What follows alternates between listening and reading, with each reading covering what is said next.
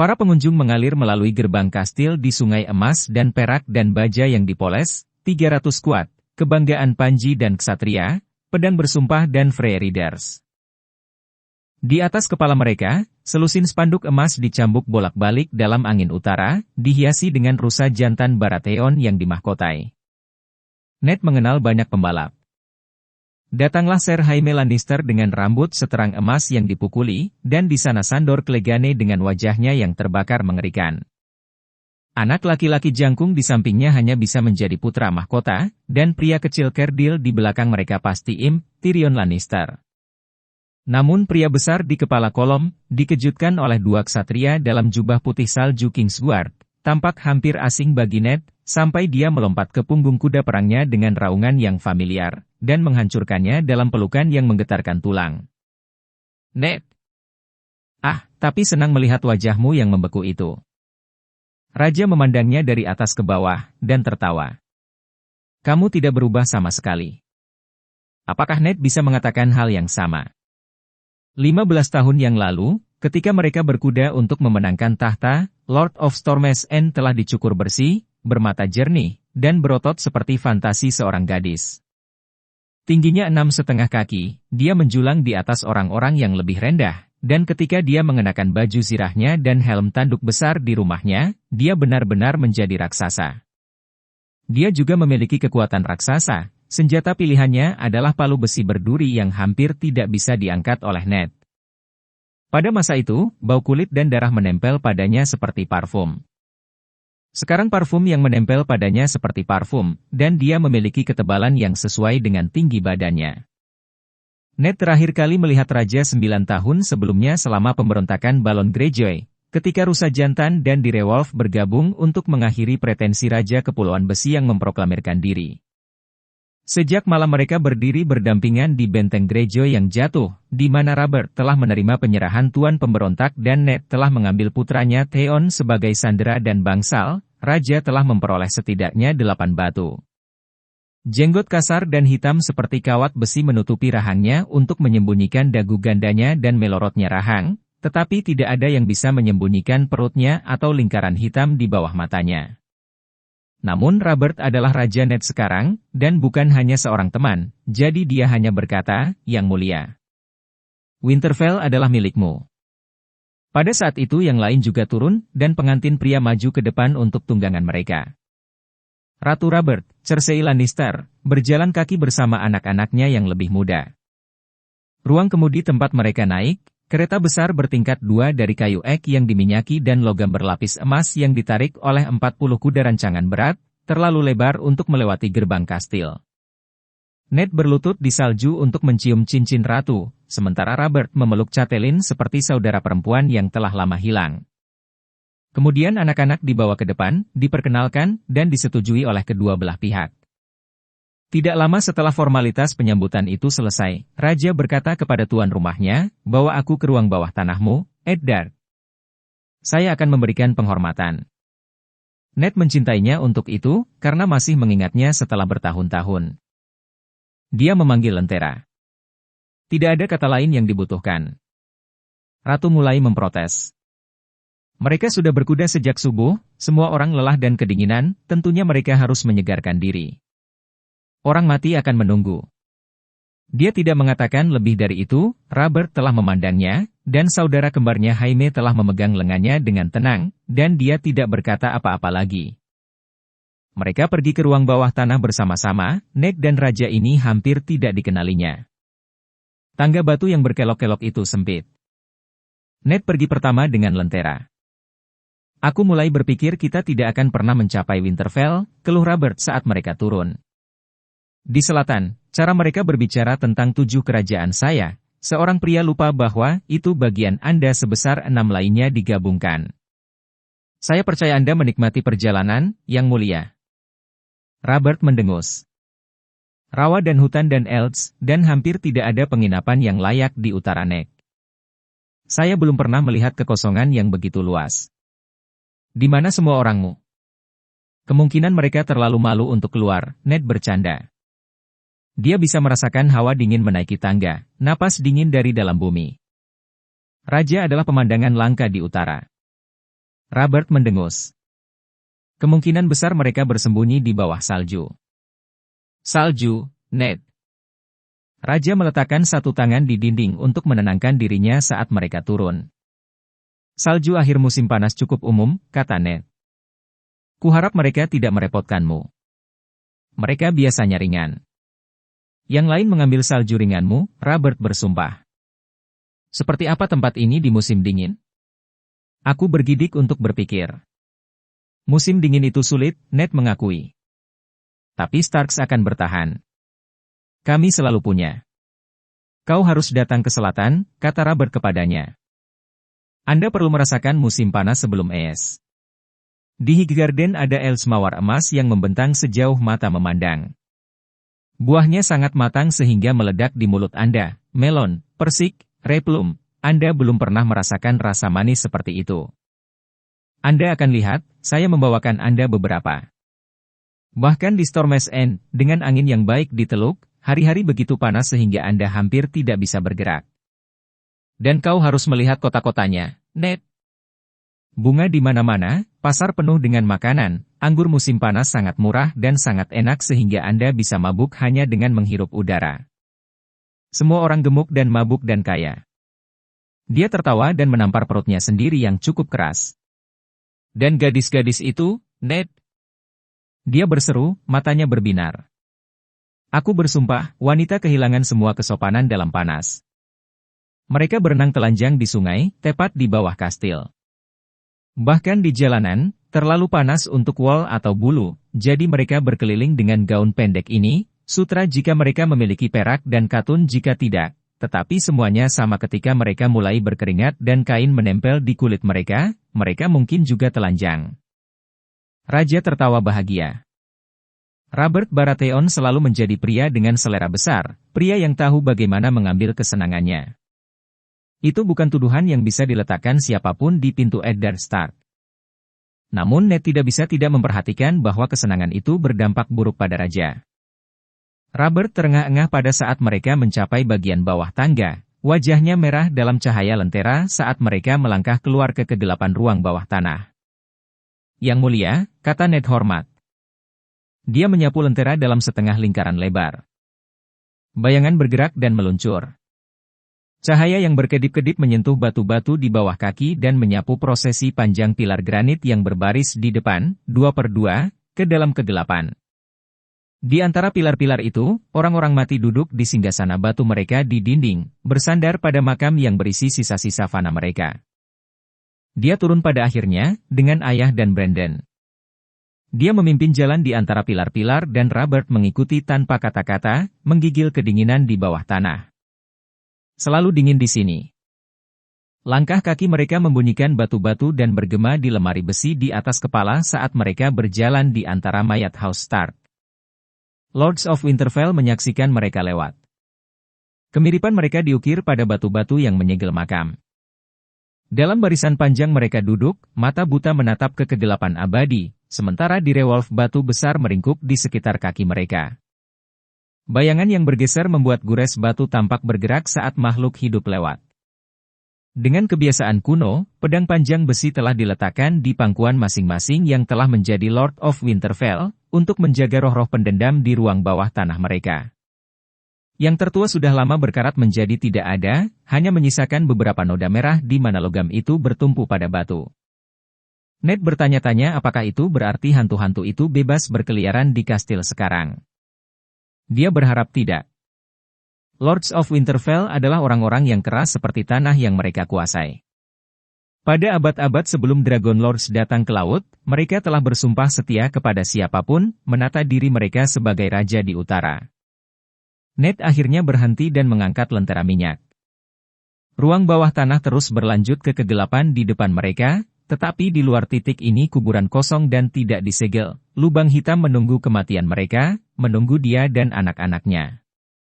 Ned tidak suka memikirkan hal itu. Ini, katanya kepada rajanya. Robert mengangguk dalam diam, berlutut, dan menundukkan kepalanya. Ada 3 makam, berdampingan. Lord Rickard Stark, ayah Ned, memiliki wajah yang panjang dan tegas. Tukang batu itu mengenalnya dengan baik. Dia duduk dengan martabat yang tenang, batu-batu berpegangan erat pada pedang di pangkuannya, tetapi dalam hidup semua pedang telah mengecewakannya. Dalam dua makam kecil di kedua sisi adalah anak-anaknya. Brandon berusia 20 tahun ketika dia meninggal, dicekik atas perintah Raja Gila Aerys Targaryen hanya beberapa hari sebelum dia menikahi Catelyn Tully dari Riverrun. Ayahnya terpaksa menyaksikannya mati. Dia adalah pewaris sejati, yang tertua, lahir untuk memerintah.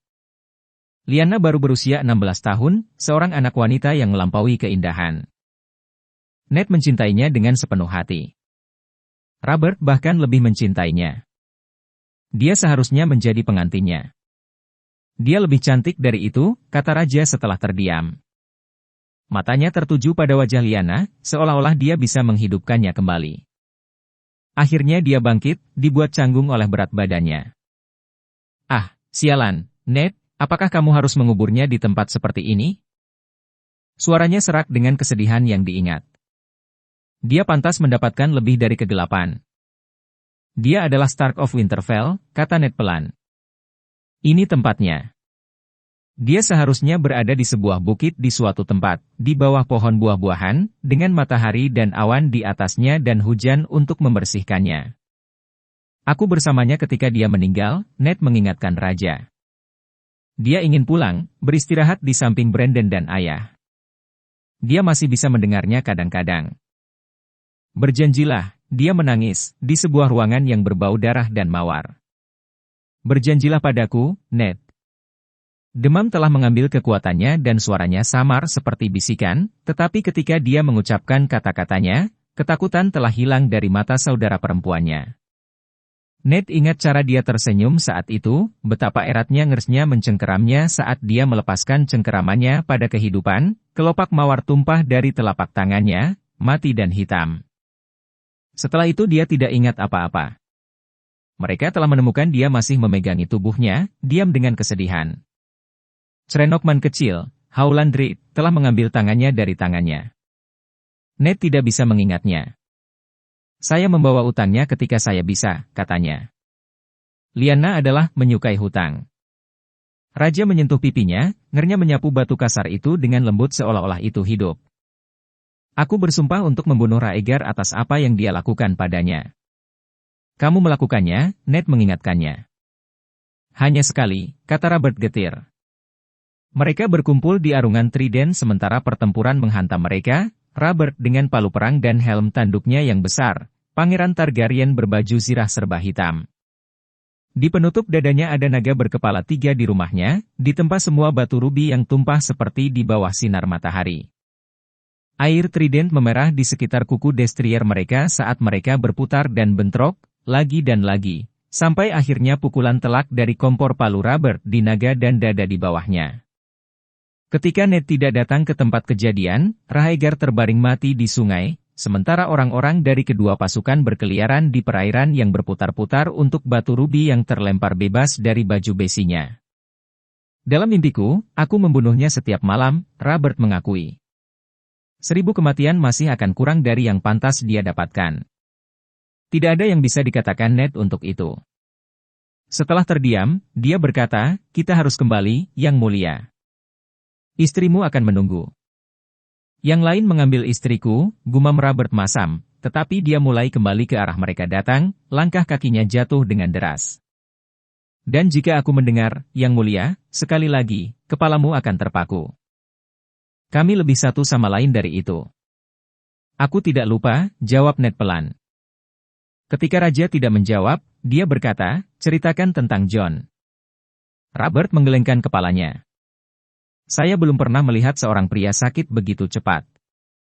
Kami memberikan turnamen pada hari nama anak saya. Jika Anda melihat Jon saat itu, Anda akan bersumpah dia akan hidup selamanya. 2 minggu kemudian dia meninggal. Penyakit itu seperti kembali di ususnya. Itu membakar tepat melalui dirinya.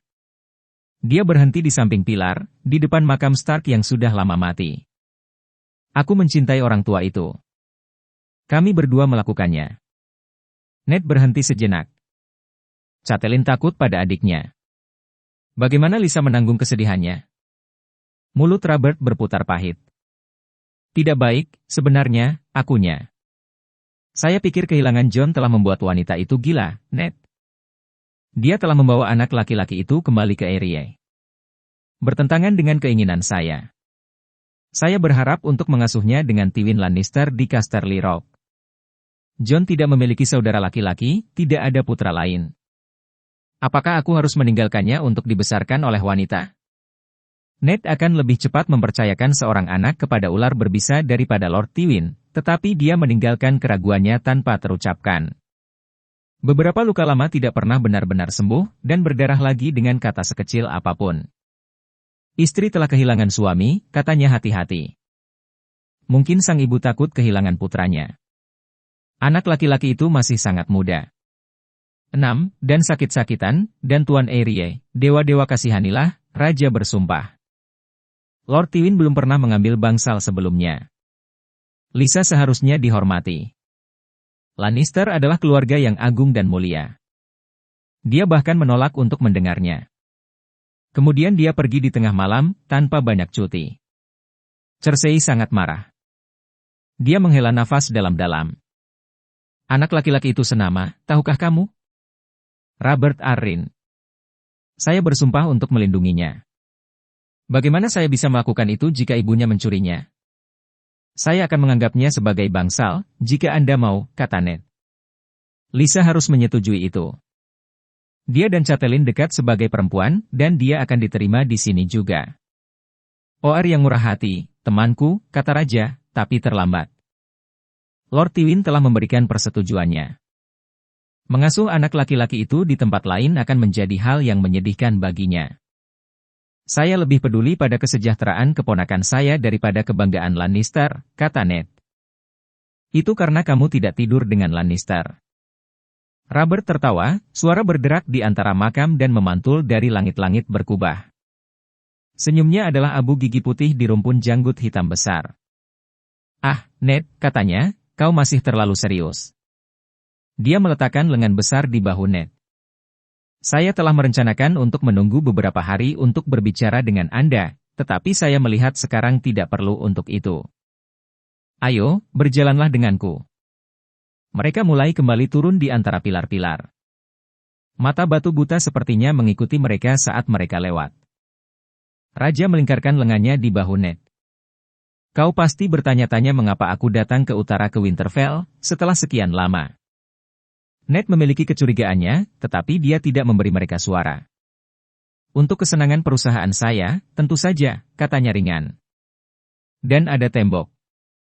Anda perlu melihatnya, Rahmat MU, untuk berjalan di sepanjang bentengnya dan berbicara dengan mereka yang mengelolanya. The Night's Watch adalah bayangan dari apa yang dulu. Benjen berkata, tidak diragukan lagi aku akan mendengar apa yang kakakmu katakan segera, kata Robert. Tembok telah berdiri untuk apa, 8.000 tahun? Itu bisa bertahan beberapa hari lagi.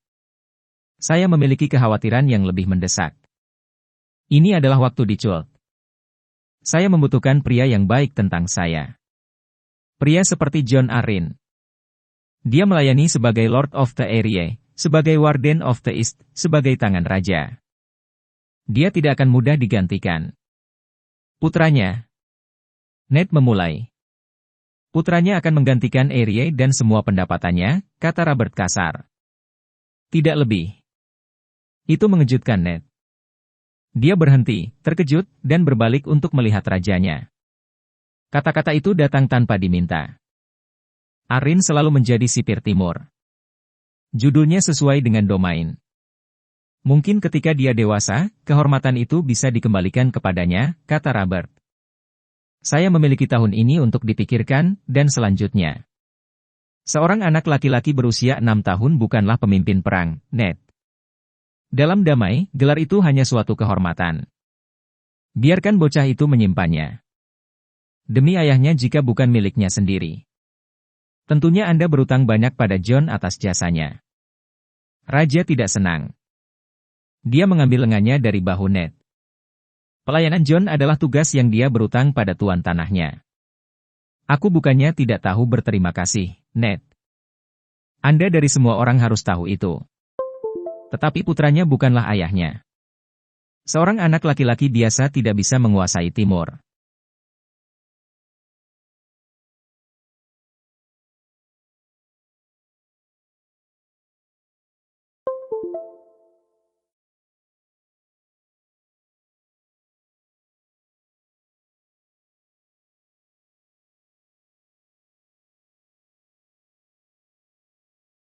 Kemudian nadanya melembut. Cukup ini. Ada opsi yang lebih penting untuk didiskusikan, dan saya tidak akan berdebat dengan Anda. Robert menggenggam siku Ned. Aku membutuhkanmu, Ned. Aku adalah perintah MU, yang mulia. Selalu. Itu adalah kata-kata yang harus dia katakan, jadi dia mengatakannya, khawatir tentang apa yang mungkin terjadi selanjutnya. Robert sepertinya hampir tidak mendengarnya. Tahun-tahun yang kami habiskan di Erie. Dewa, itu adalah tahun-tahun yang baik. Aku ingin kau berada di sisiku lagi, Ned. Saya ingin Anda turun di King's Landing, bukan di sini di ujung dunia di mana Anda tidak berguna bagi siapapun. Robert memandang ke dalam kegelapan, untuk sesaat melankolis seperti Stark. Aku bersumpah padamu, duduk di singgasana 1000 kali lebih sulit daripada memenangkan satu. Hukum adalah bisnis yang membosankan dan menghitung tembaga lebih buruk. Dan orang-orang. Tidak ada akhir dari mereka. Aku duduk di kursi besi terkutuk itu dan mendengarkan mereka mengeluh sampai pikiranku mati rasa dan pantatku mentah. Mereka semua menginginkan sesuatu, uang atau tanah atau keadilan. Kebohongan yang mereka katakan. Dan tuan-tuan dan nyonya-nyonya saya tidak lebih baik. Saya dikelilingi oleh Atreides dan bodoh. Itu bisa membuat pria menjadi gila, Ned. Setengah dari mereka tidak berani mengatakan yang sebenarnya, dan setengah lainnya tidak bisa melakukannya. Ada malam-malam yang saya harap kami tersesat di Trident. Ah, tidak benar-benar, tapi...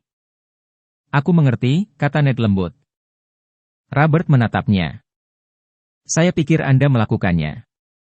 Jika demikian, kamu adalah satu-satunya teman lamaku. Dia tersenyum. Lord Eddard Stark, saya akan menamai Anda tangan raja. Ned jatuh berlutut. OR tidak mengejutkannya, alasan lain apa yang bisa dimiliki Robert untuk datang sejauh ini? Tangan raja adalah orang terkuat kedua di 7 kerajaan. Dia berbicara dengan suara raja, memerintahkan tentara raja, menyusun hukum raja. Kadang-kadang dia bahkan duduk di atas tahta besi untuk memberikan keadilan raja, ketika raja tidak ada, atau sakit, atau dalam keadaan sakit. Robert memberinya tanggung jawab sebesar dunia itu sendiri. Itu adalah hal terakhir di dunia yang dia inginkan. Yang mulia, katanya. Saya tidak layak mendapat kehormatan. Robert mengerang dengan ketidaksabaran yang lucu. Jika aku ingin menghormatimu, aku akan membiarkanmu pensiun. Aku berencana untuk membuatmu menjalankan kerajaan dan berperang sementara aku makan dan minum dan membawa diriku ke kuburan awal. Dia menampar ususnya dan menyeringai. Kau tahu pepatah tentang raja dan tangannya?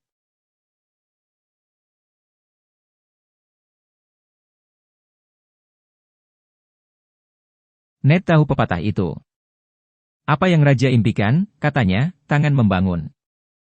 Saya pernah meniduri seorang pelayan yang mengatakan kepada saya bahwa bayi yang lahir di bawah memiliki cara yang lebih tepat untuk mengatakannya.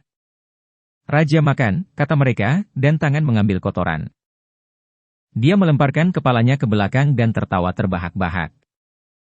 Gema terdengar melalui kegelapan, dan di sekitar mereka kematian Winterfell tampaknya menonton dengan mata dingin dan tidak setuju. Akhirnya tawa itu menyusut dan berhenti. Ned masih berlutut, matanya terangkat. Sialan, Ned, keluh raja. Setidaknya kau bisa menghiburku sambil tersenyum. Mereka mengatakan itu tumbuh sangat dingin di sini di musim dingin sehingga tawa seorang pria membeku di tenggorokannya dan mencekiknya sampai mati, kata Ned datar. Mungkin itu sebabnya Starks memiliki sedikit humor. Pergilah ke selatan bersamaku, dan aku akan mengajarimu cara tertawa lagi, raja berjanji. Kamu membantuku memenangkan tahta terkutuk ini, sekarang bantu aku memegangnya. Kami dimaksudkan untuk memerintah bersama. Jika Lyanna hidup, kita seharusnya bersaudara, terikat oleh darah dan juga Aection. Ya, belum terlambat. Saya memiliki seorang putra. Kamu punya anak perempuan. Joku dan Sansa MU akan bergabung dengan rumah kita, seperti yang mungkin pernah dilakukan Lyanna dan aku. OR ini memang mengejutkannya. Sansa baru berusia 11 tahun. Robert melambaikan tangan dengan tidak sabar. Cukup tua untuk pertunangan. Pernikahan bisa menunggu beberapa tahun. Raja tersenyum. Sekarang berdiri dan katakan ya, kutuk kamu. Tidak ada yang akan memberiku kesenangan yang lebih besar, yang mulia, jawab Ned. Dia ragu-ragu. Semua penghargaan ini sangat tidak terduga. Bolehkah saya punya waktu untuk mempertimbangkan? Aku perlu memberitahu istriku. Ya, tentu saja, beritahu Catelyn, tidurlah di atasnya jika kamu harus. Raja mengulurkan tangan, menggenggam tangan Ned, dan menariknya dengan kasar berdiri. Hanya saja, jangan membuatku menunggu terlalu lama. Saya bukan pria yang paling sabar.